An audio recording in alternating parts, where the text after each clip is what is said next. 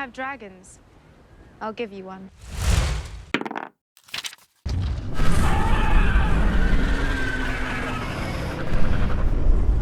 Welcome back to Heroes and Whiskey. We're 3D printing our way through the D&D Monster Manual, and today we are printing monster number 70, the Bronze Dragon from Lord of the Print. This dragon is definitely a departure for Lord of the Print. Most of their dragons tend to be pretty faithful representations of what's in the Monster Manual, but this dragon is a little bit different. It has definitely been designed to look a little bit more like a bird. You can see that the head and the mouth have much more of a beak shape. The wings even look a little more feathered, even though they don't actually appear to be feathers. And even the body reminds me a little bit of Hawk from Buck Rogers, and some of you older guys, please tell me that you know who I'm talking about. But what I love about this is that it is different. It does away with some of the traditional dragon conventions and really makes for a unique figure. The only thing that I wish was a bit different is the same issue that we had with the brass dragon, where it looks cool, but it's really just posing like it's out of a nature documentary. And so you can even print a version where it has a hammerhead shark in its claws, which makes it look even more like every single picture you've ever seen of an eagle eating a fish. So you put this on the table, and it's not necessarily going to strike fear into anyone, but it's still a beautiful and creatively done print.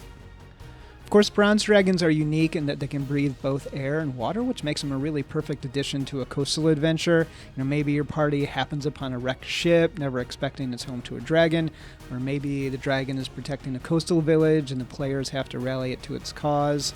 I really love the description in the manual where it turns itself into friendly animals just so it can observe other creatures. So maybe your party happens upon a stray dog that leads them to defend a village, and it turns out it was a bronze dragon all along. So it is definitely unique among the dragons, and if you have something that happens on the coast, it is a worthy inclusion. So in terms of how it printed overall, it was pretty flawless. I did the wings and the base on an FDM printer, and so there are some of the kind of telltale signs of FDM printing. Like you can see the layer lines here, but the rest of it fit on my resin printer, and it really looks great.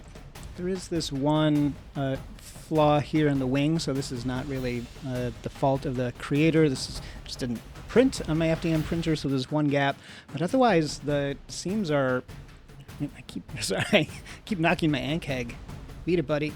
The seams are really seamless, like especially around the limbs and the neck. Like you can barely even tell that those seams are there. So overall, it just came out really, really nicely. You can see kind of on its neck here, it's got these individual scales. And there are hundreds of those everywhere. I mean, all over from the head to the tip of the tail. And so I know how long it takes to design these things, and so I give Lord of the Print a lot of credit for the effort that they put into this guy. And the scales really add to the maritime feel of it. They really nailed the combination of lizard and bird and fish. Sorry, ant cake. In terms of size, it's definitely big like the other dragons. It has about a 120-foot wingspan in D&D scale. Its head is about 25 feet off the ground. It is obviously not as big as the green dragon, but about the same size as the brass and the blue. In terms of resources, it was just $17, which is a really great deal.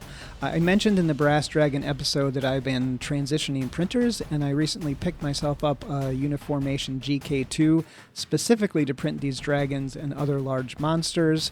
And so the build plate is much larger than my Elegoo Mars 3 Pro, and so I was able to get the body, head, tail, and claws all in one print. The wings and base printed FDM, so total print time was just under 30 hours, and so we are up to $674 in just over 28 days. So if you have a coastal adventure and need a powerful presence to drive the storyline, this bronze dragon from Lord of the Print looks fantastic, even if it could stand to be a little more dynamic. Next up, we have the prankster of the dragon world, the copper dragon.